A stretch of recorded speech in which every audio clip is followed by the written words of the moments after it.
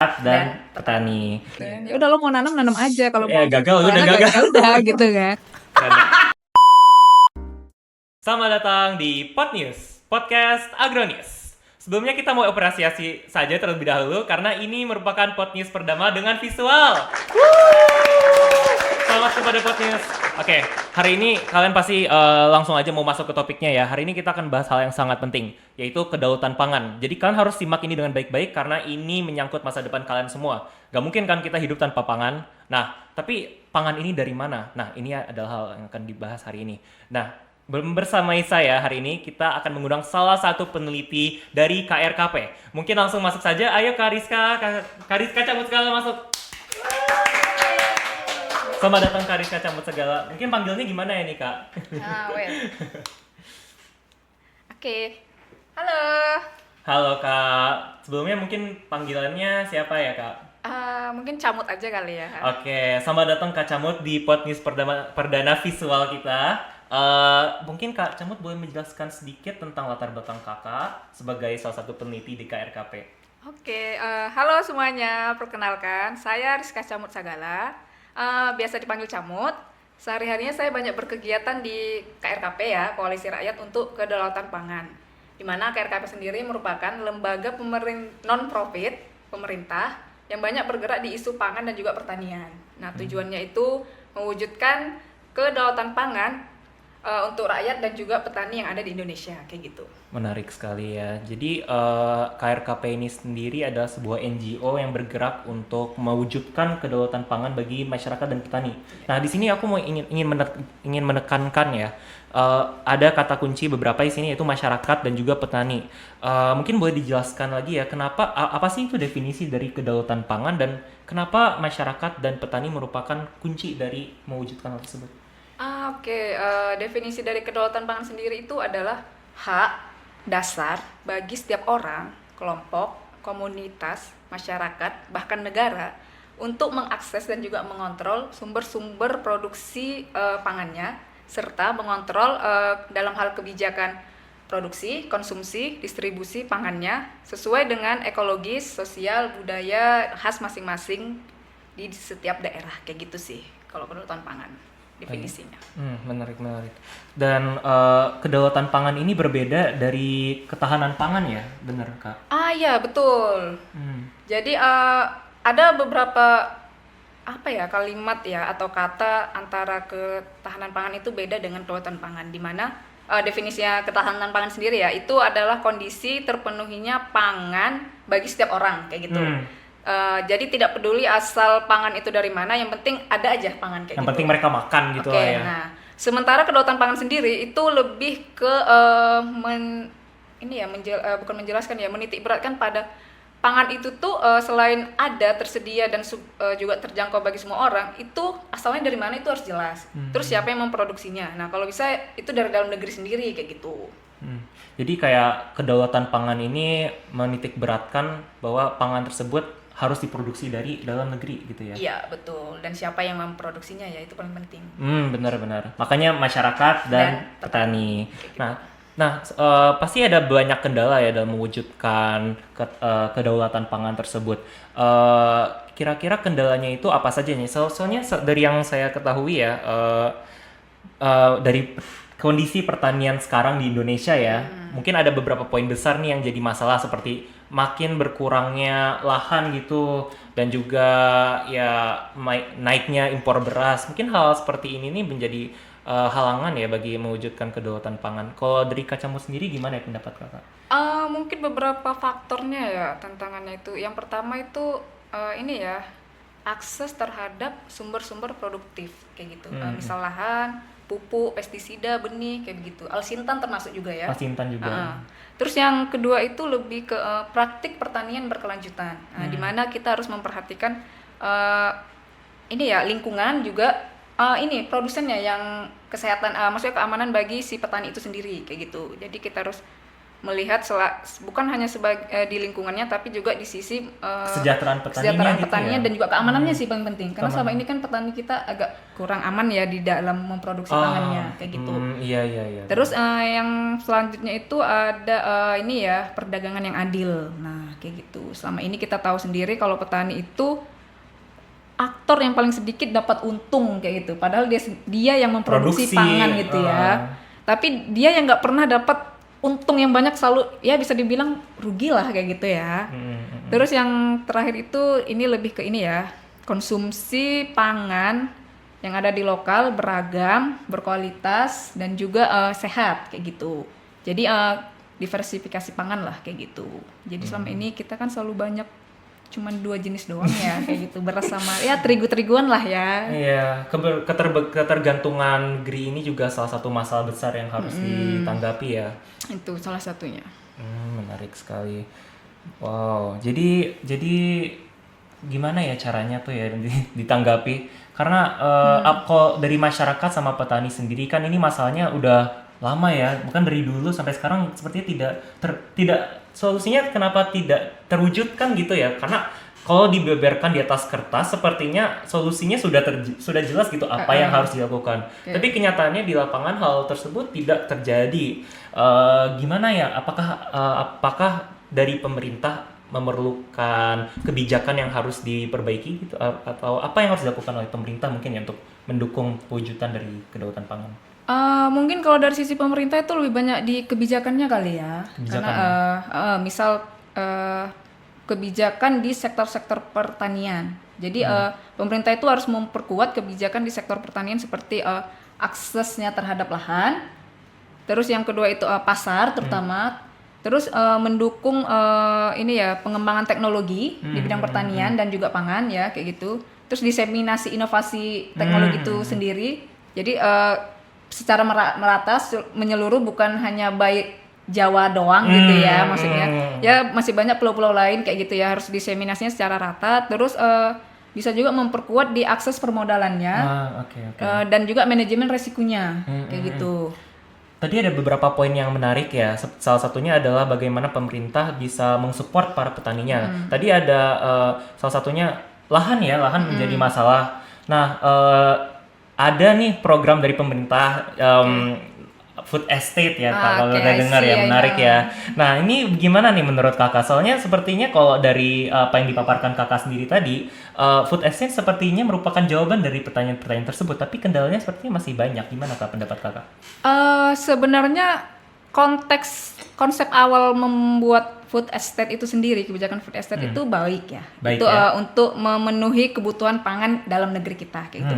Tapi realitanya di lapang itu tidak sesuai dengan konsep awalnya kayak gitu, dimana food estate kan lumbung pangan gitulah ya, lumbung pangan nasional. Menciptakan lumbung pangan itu tidak sesederhana yang seperti itu gitu ya, kayak bukan hanya sekedar ini ada lahan, buka lahan terus ditanamin, tidak seperti itu kayak gitu ya. Kita juga harus melihat ekologisnya gimana. Itu cocok nggak buat tanaman dalam tanda kutip, kita kan mau nanam padi, jagung, kedelai kayak gitu kan, maksudnya yang pangan Indonesia banget gitu kan, makanan pokok. Itu cocok nggak, sesuai nggak dengan tanaman itu. Terus bagaimana kesuburan lahannya, tanahnya, terus bagaimana kondisi sosial budaya masyarakat di sana kayak gitu. Jangan sampai kita mengesampingkan masyarakat lokal yang ada di sana, terutama masyarakat adat kayak gitu ya. Iya, benar. Nah, itu terus yang selanjutnya itu mungkin melibatkan mereka kali ya. Selama ini kan kita banyak dengar berita ya, food estate itu tuh tanda kutip tuh tidak melibatkan masyarakat yang ada di sananya gitu kan. Itu malah diambil sama korporasi besar kayak gitu ya. Nah, jadi sebenarnya konsep awalnya bagus, cuman pas realita di lapangnya itu kita perlu eksekusinya itu harus perlu dievaluasi ulang lagi ya gitu, dikaji ulang lagi kayak gitu sih menurut aku. Jadi bisa dikatakan food estate itu ya gagal ya kalau menurut kita ya. Kayak gitu. Iya, benar-benar. Kayaknya perlu evaluasi besar-besar ulang jika kedepannya emang mau dipertahankan ya ini solusi ini. Kayak gitu sih. Kalau selain dari pembuatan food estate sendiri, apakah dari Kacamot sendiri ada harapan gitu kedepannya, apa yang ingin dilihat berubah gitu dari keadaan sekarang? Mungkin ini ya, terutama bagi generasi muda kayak kita ini ya. Indonesia kan punya bisa dibilang keuntungan pada nanti 2035 yaitu katanya Indonesia emas, di mana angka produktivitas itu paling tinggi gitu, maksudnya paling banyak ya, sekitar 10 tahunan lagi lah. Nah, jadi gimana generasi muda ini itu merubah sistem pangan yang ada di Indonesia saat ini gitu. Luar biasa. Nah, you know lah, maksudnya we know gitu, maksudnya kita tahu sistem pangan kita tuh sangat rapuh dan rentan gitu Iya, ya. benar, perlu diubah. Banget gitu kan, nggak usah jauh-jauh pandemi yang baru-baru ini aja kita kolaps gitu ya. Iya. Lah, yang perang Rusia sama Ukraina Kita kita juga kena. kena gitu kan, maksudnya sistem pangan kita tuh sangat bergantung pada pangan luar, sistem pangan luar. Nah, itu tidak baik gitu. Nah, jadi mungkin kedepannya kita perlu melakukan transformasi sistem pangan yang lebih resilient, berkeadilan terutama kan bagi kita semua, terutama bagi petani, Iya. berkelanjutan dan juga sesuai dengan ekoregion atau ininya Indonesia sendirilah gitu, ekologi yang ada di Indonesia kayak gitu. Jadi nggak bisa sekarang sistem pangan itu diseragamkan. Selama ini kan Iya, seragam kan ya, Hmm. kayak beras, padi gitu, semuanya nanam padi. Sementara daerah-daerah yang lain tuh nggak bisa nanam padi kayak gitu kan, misal Papua. Iya. Nah itu tadi salah satu kegagalan food estate itu kan, ya nggak mungkin, nggak bakal berhasil nanam padi di Papua kayak gitu. Iya ya, kurang melibatkan masyarakat dan apa ya, informasi terkait ekologi sekitar gitu ya. Iya betul. Nah, ngomongin juga tadi terkait faktor-faktor yang mempengaruhi kenapa kedaulatan pangan ini sulit untuk dicapai atau diwujudkan. Nah, salah satu kendala terbesar menurut aku adalah kurangnya partisipasi dari kaum generasi muda gini, terutama dalam regenerasi petani. Nah, bagaimana caranya Kak Camut atau kita semua generasi muda terutama untuk kembali tertarik kepada pertanian? Gitu. Oke, jadi mungkin ini ya, dunia pertanian kita itu memang udah tua ya. Jadi emang kita butuh regenerasi petani kayak gitu ya. Nah, gimana supaya menarik di matanya anak-anak muda gitu? Yang pertama, kita mungkin harus menyediakan mereka akses untuk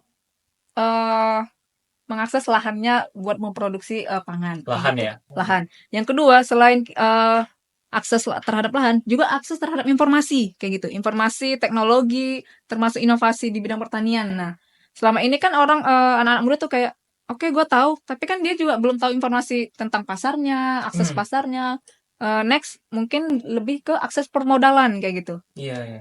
Pasti anak muda mikirnya kayak gini, gue mau nanam ini tapi gue gak punya modal gitu. Lahan oke lah, ada punya orang tua gitu ya misal. Tapi gue gak punya modal nih, gitu kan. Nah, itu kita juga harus mikirkan di situ. Plus yang terakhir itu, supaya menarik ini juga harus ada manajemen resikonya gitu. Jadi, Iya. kalaupun seandainya terjadi kegagalan panen, itu gimana? Bukan hanya pemerintah ya, mungkin semua lapisan masyarakat, stakeholder yang terkait di bidang pertanian, kayak mungkin ada semacam insentif atau semacam asuransi terhadap kegiatannya jika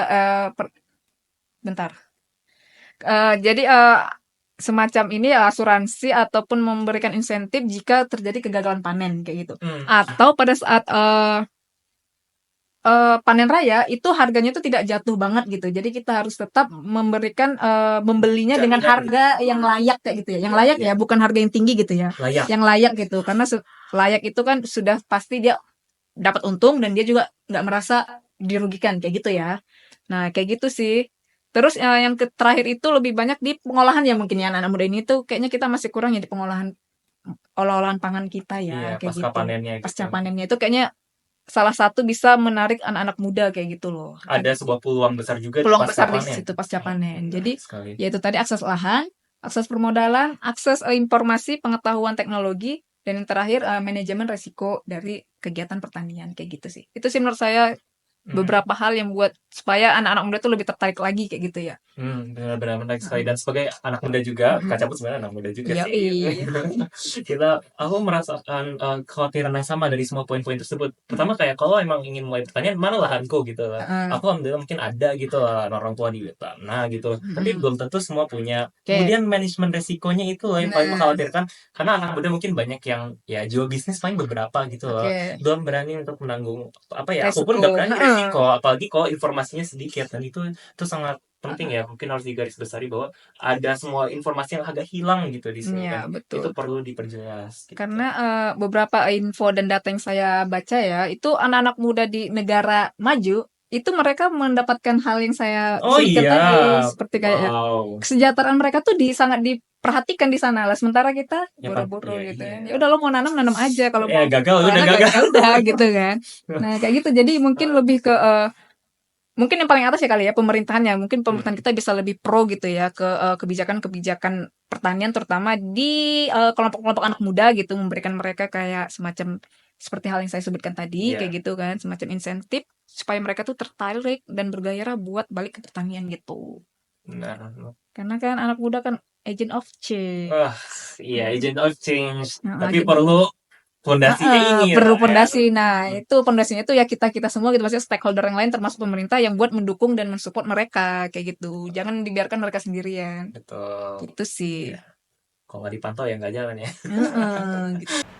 Ngomong-ngomong tadi setelah apa ya, pentingnya untuk mengikut sertakan masyarakat, pentingnya apa ya, pangan lokal, kayak kita harus fokus gitu dengan lingkungan kita terlebih dahulu gitu sebelum apa ya, menerapkan semena-mena apapun gitu lah ya. Iya, betul. Nah, bagaimana pandangan kakak terkait kebijakan pertanian dan pangan secara internasional gitu? Apakah hal tersebut juga mempengaruhi kedaulatan pangan di Indonesia? Jelas. Oh, iya. Salah satu kita kan salah satu anggota WTO ya, World Trade Organization. Jadi perdagangan dunia gitu kan. Iya. Nah, itu sangat-sangat mempengaruhi kebijakan pangan kita yang ada di Indonesia. Gimana tuh, Kak? Salah satunya kayak pembatasan impor atau standar dari impor itu sendiri itu dihapuskan. Jadi negara-negara istilahnya bisa dibilang berkuasa gitu atau yang lebih baik dari Indonesia itu memaksa Indonesia buat satu melemahkan sistem yang yang ada di Indonesia sendiri kayak keamanan pangannya, terus kayak kalau mau mendatangkan impor itu harus awalnya kan 3 ya, melihat ketersediaan dalam negeri, melihat cadangan pangan yang ada di bulog-bulog, terus yang terakhir itu baru impor. Tapi dengan adanya sistem yang itu tadi Dari perdagangan WTO internasional itu tadi, itu mereka melemahkan yang 3 ini gitu. Maksudnya syarat yang 3 buat ini dalam tanda kutip impor doang ya, maksudnya yang impor belum ya kebijakan yang lain gitu ya. Nah, itu mereka mendesak pemerintah kita buat bisa dibilang istilahnya memprotoli atau ya menghapuskan syarat-syarat itulah supaya jadi impor barang atau produk-produk mereka tuh bisa gampang masuk ke Indonesia. Nah, selain itu perdagangan internasional ini juga mengontrol kita loh. Gimana tuh? Jadi ini kita tidak berkuasa atas pangan kita jadinya.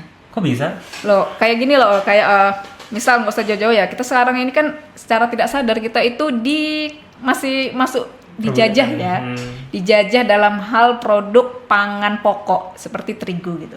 Iya. Padahal kita dulu punya macam-macam bahan pangan pokok gitu ya, selain beras itu ya ada sagu, kalau di Indonesia Tengah Timur tuh sagu gitu kan, sorghum atau jagung, ubi-ubian kayak gitu kan. Nah, sekarang secara tidak sadar kita tuh juga dijajah dan itu salah satu dampak dari perdagangan internasional tadi. Jadi globalisasi itu kan makin mudah nih masuk ke Indonesia gitu produk-produknya. Jadi ya kita banyak dibanjiri oleh produk-produk dari luar semua gitu. Jadi produk kita itu kalah saing, lama-lama tersingkirkan.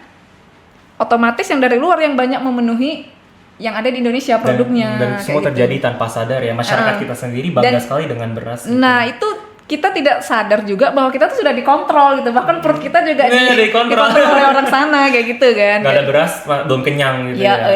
Gitu kan. Atau lihatlah kayak kalau ada bencana-bencana alam, bantuan pertama kali datang tuh apa gitu kan. Oh iya ya. Kan kayak gitu kan dalam bentuk mie instan kayak gitu kan. Nah, itu cara nggak langsung juga bahkan aku buat panganku sendiri pun tidak berkuasa kayak gitu. Nah, itu salah satu dampak dari internasional itu melemahkan kebijakan-kebijakan kita sih pertama. Jadi yang awalnya pemerintah kita itu melindungi petani kita, melindungi produk kita, tapi dengan ada desakan-desakan dari negara-negara adik kuasa ini itu melemahkan pemerintah kita itu.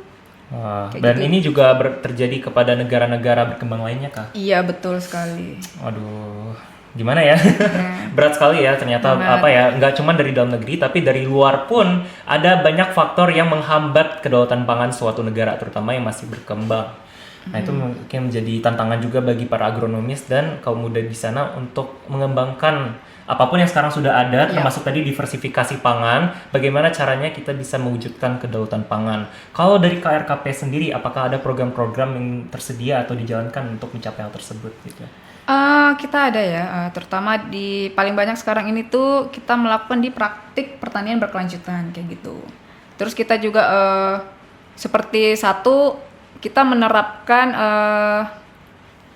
pertanian biointensif gitu. Jadi memanfaatkan sumber-sumber daya lokal yang ada di sekitar daerah itu kayak gitu. Jadi misal kayak pupuknya ya buat sendiri kayak gitu kan, pupuk organik, terus kayak pestisidanya kita buat sendiri dari bahan-bahan yang ada di situ. Terus juga termasuk cara mengolah lahannya kayak gitu. Jadi kalau emang lahannya itu tidak cocok buat dimasukin alsintan, ya udah nggak usah Nggak usah dipaksakan dimasukin, gitu iya. kan.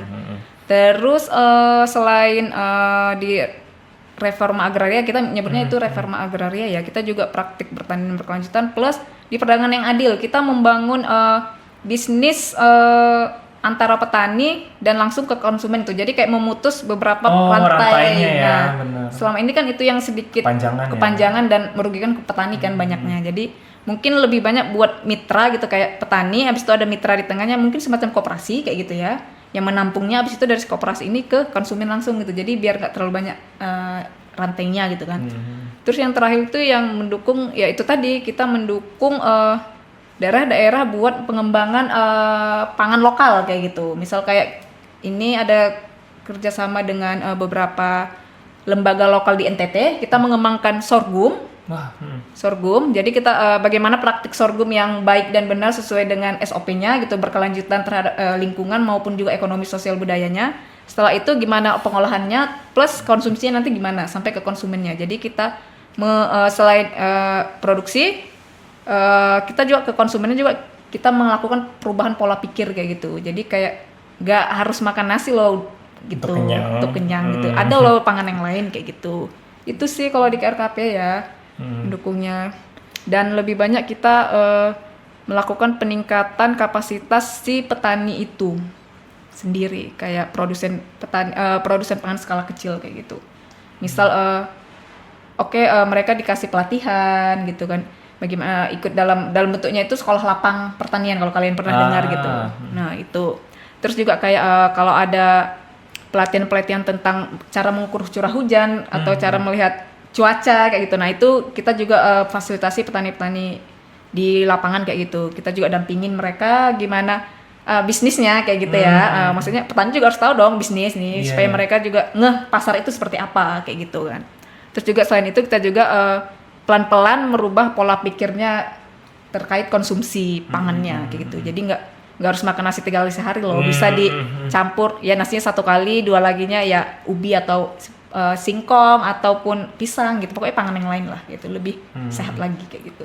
Menarik ya, berarti sebenarnya fokusnya ini kalau dari yang saya lihat ya, coba simpulkan sedikit, KRKP ini banyak bergelut pokoknya, terutama dengan memberdayakan para petani yang ada di Indonesia yang sekarang mungkin terasa kurang mendapatkan support dari ya mungkin negara sendiri ya rasanya. Dan banyak dari upaya ini salah satunya adalah untuk merubah pola pikir makan ya, untuk berdiversifikasi pangan.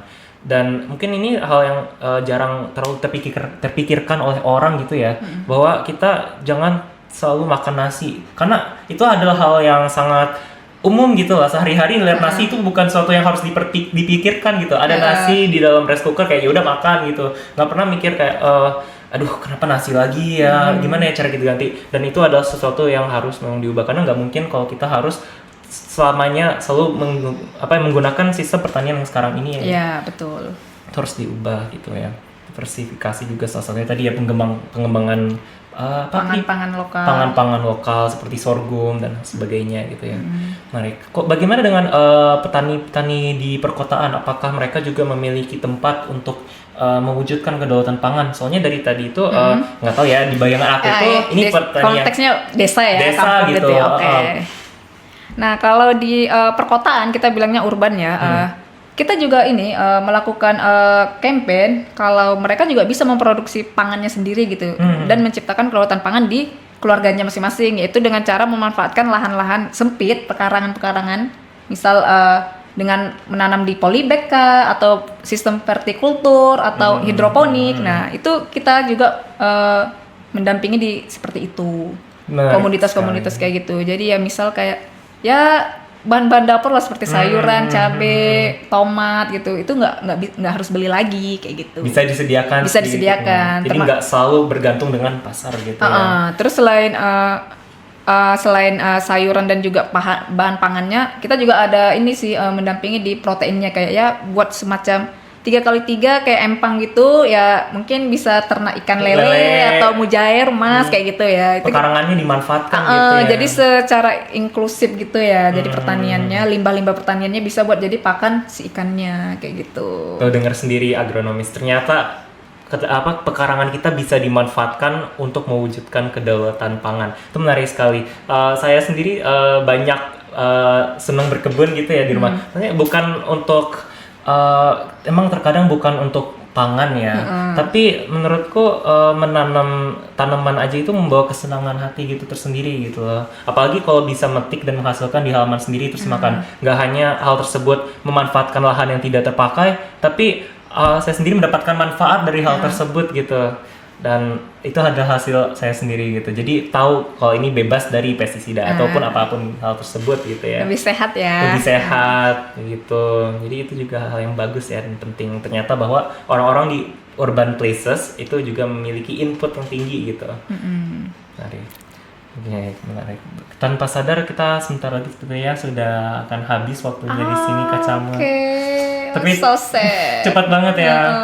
Tapi terima kasih banyak Kak Camut untuk insight-nya yang sangat luar biasa, dan bagi semua penonton di luar sana semoga bisa mendapatkan ilmu yang bermanfaat dan juga akan dimanfaatkan bagi baik diri sendiri maupun keluarga dan lingkungan. Dari Kak Camut mungkin ada sepatah dua kata terakhir untuk para penonton. Oke, jadi teman-teman semua, saya ada satu pesan ya. Jadi jangan tempatkan petani itu sebagai objek dari pertanian, gitu. Jadi karena dia subjek di dalam pertanian, terutama dalam pengambilan keputusan, dalam menentukan sistem kebijakan pangan kita, dan muliakanlah mereka gitu. Karena tanpa mereka kita juga nggak bisa makan, kayak gitu. Terutama ya negeri-negeri kita inilah gitu ya. Sebagian besar dipasok oleh petani-petani skala kecil kayak gitu.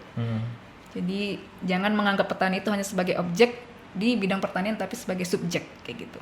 Oke. Terima kasih banyak Kak Camut untuk sepatah kata terakhirnya. Menurutku itu luar biasa, bener banget dan sangat penting. Mohon semuanya mulai menghargai makanan dan siapa yang menghasilkan makanan tersebut. Oke, mungkin sekian dari saya juga. Terima kasih semua bagi yang sudah menonton sampai sini. Sampai jumpa di podcast selanjutnya. Mungkin Kak Camut mau sebut bareng aku catchphrase terakhir. Oh ya, boleh. Mungkin satu. This is? Iya, Okay. bisa. 1, 2, 3. Pod News, podcast Agro News. Yeay. Sampai jumpa.